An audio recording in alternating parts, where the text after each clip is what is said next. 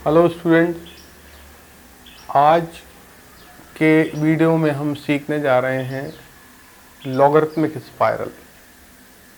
Logarithmic spiral में जैसा मैंने बताया था आपको कि एक पॉइंट अगर किसी सेंटर के रिस्पेक्ट में कोई राउंड पाथ में मूव करता है और उसका रेडियस चेंज होता है, पर चेंज कैसे होता है कि जब दो रेडियस के बीच का रेशो आपका कांस्टेंट होना चाहिए। तो जब कोई पॉइंट इस तरीके से मूव करेगा तो उस पॉइंट का जो लोकस बनेगा दैट इज लॉगरिथमिक स्पाइरल। तो यहाँ पर ये दिया है कि draw a logarithmic spiral of one convolution मतलब वन राउंड का, when ratio of successive radii which are at 45 degree, दो रेडियस जो कि 45 डिग्री के एंगल पे है, उनका रेशियो कितना दिया है 9/8 and the minimum radii is 20। तो आपको मिनिमम रेडियस दिया है 20 और सक्सेसिव रेडियस का रेशियो दिया है 9/8। तो यहाँ पर हम मिनिमम रेडियस के इक्वल सबसे पहले लाइन ड्रॉ करेंगे। जैसे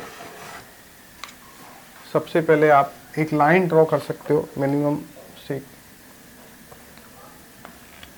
यहाँ पर एक लाइन ड्रॉ कर ली जैसे हमने, और मिनिमम रेडियस दिया है अपना, मान लीजिए ये 20 का दिया है तो आप 20 मार्क कर दो, ये 20, ये पॉइंट हो गया, ये पी हो। अब सेकंड रेडियस कितने एंगल पर 45, ये बात ध्यान रखना है आपको। अगर ये 30 दिया है तो आपको 30 बनाना है, 45 दिया है तो 45 बनाना है। तो हमें मालूम है कंसेक्यूटिव रेडियाई 45 के एंगल पर है, तो हम क्या करेंगे 45 के डिवीजन कर लेते हैं। 45 के आप डिवीजन कर लेते, ये पार्ट इसके जो करेंगे वो 45 एंगल करेंगे। अगर ये एंगल 30 दिया होता तो हम कितने डिवीजन करते, 30।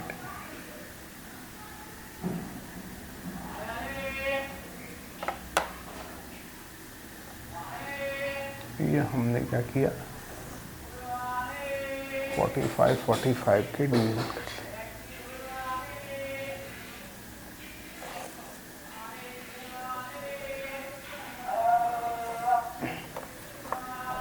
ये डिवीजन आपको 45 से करना है।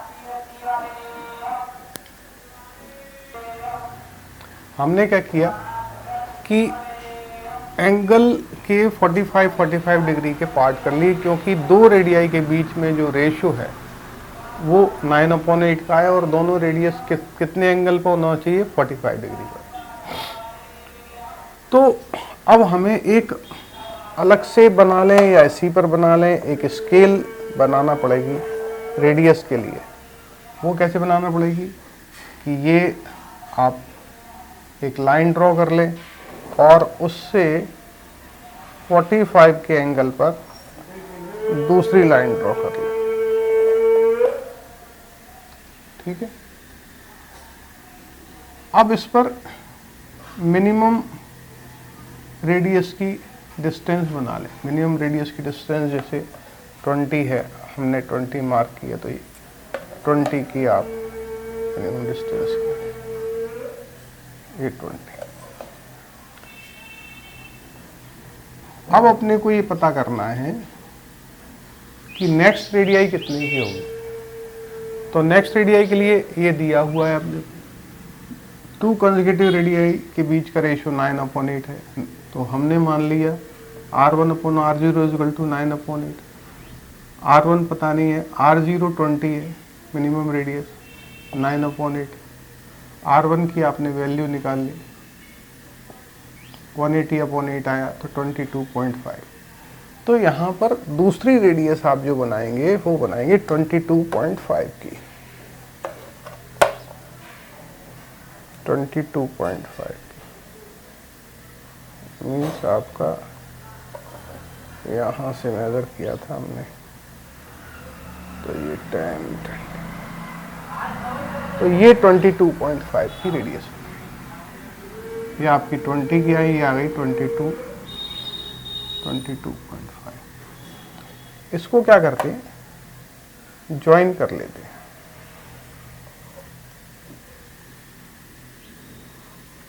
अब ये फर्स्ट रेडियस आ गई, तो ये P1 मान लो।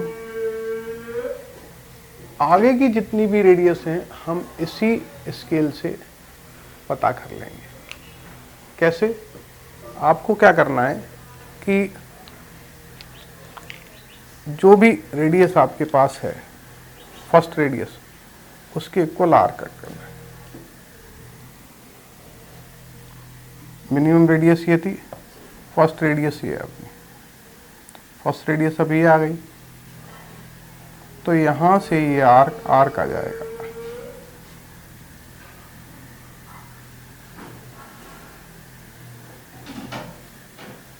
ये आपका आर्क आ गया।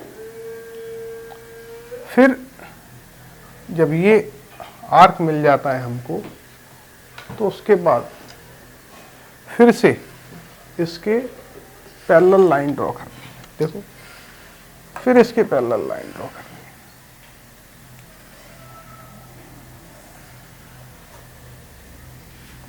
फिर इतना आर्क लेना है, फिर ये आर्क कट करना है, फिर पैरेलल लाइन ड्रॉ करनी है, फिर आपकी पैरेलल लाइन ड्रॉ करनी है। तो ये P2 पॉइंट आ गया, ये P3 पॉइंट आ गया। फिर इसके यहाँ से यहाँ तक का आर्क लेना है और फिर पैरेलल लाइन ड्रॉ करनी है। ये P4 आ गया। फिर यहाँ से यहाँ तक का आर्क लेना है और फिर पैरेलल लाइन ड्रॉ करनी है। इस लाइन को भी आगे बढ़ाना पड़ेगा।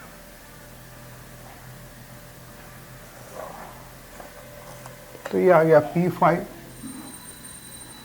फिर यहाँ से यहाँ तक का आर्क लोगे, फिर ये पैरेलल लाइन बनानी है। ये P6 आ गया। फिर यहाँ से यहाँ तक का आर्क लोगे, फिर ये पैरेलल लाइन बना।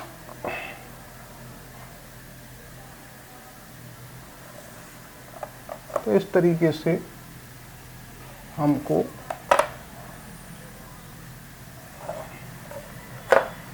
P7 आ गया ये लास्ट में। फिर ये आर कट करोगे, सॉरी, फिर ये आर कट करोगे और फिर पैरेलल लाइन बनेगी। तो ये आपकी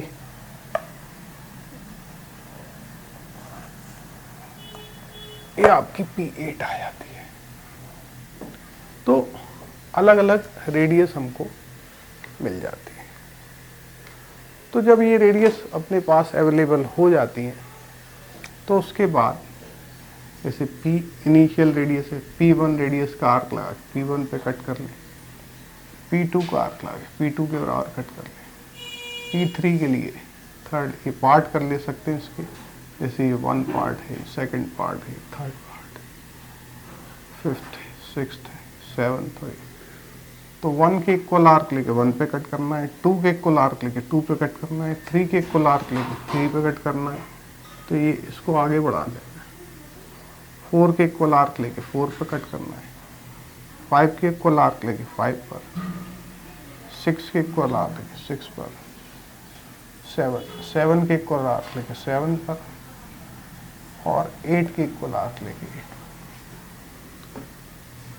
ये स्केलें हमारी इस पर मेजर करते जाएंगे, यहाँ कट करते जाएंगे। जब ये सारे पॉइंट्स अपने को मिल जाते हैं, तो आप सभी को ज्वाइन करते जाते हैं।